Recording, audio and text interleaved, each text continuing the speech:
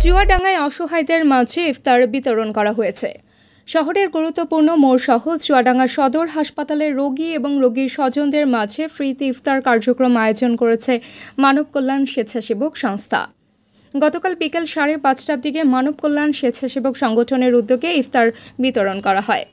এ সময় সংগঠনের সদস্যরা 350 প্যাকেট ইফতার শহরের বড় বাজার কোর্ট মোড় ও সদর হাসপাতালের মেডিসিন বিভাগ, সার্জারি বিভাগ ও জরুরি বিভাগে অবস্থানরত রোগী ও স্বজনদের মাঝে ইফতার বিতরণ করেন।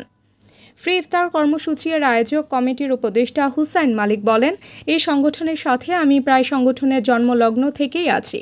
মানব কল্যাণ সংস্থা সবসময় মানুষের কল্যাণে কাজ করে। এই সংগঠনের প্রতিটি ভালো কাজে আমি তাদের সাথে থাকব।